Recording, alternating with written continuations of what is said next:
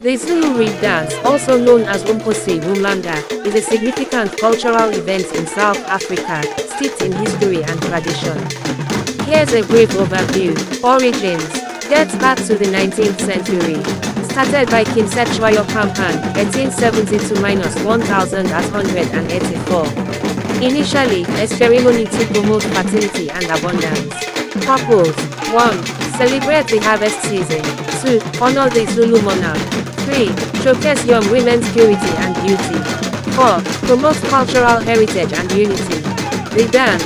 1. Thousands of young women gather at the royal prow, Enyokini. 2. Dressed in traditional attire, Ishichulo. 3.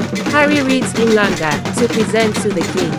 4. Perform traditional dances and songs. Significance.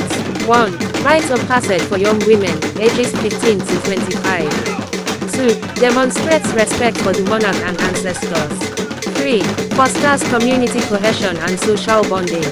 4. Preserves Zulu cultural traditions. Modernization. 1. Post-apartheid.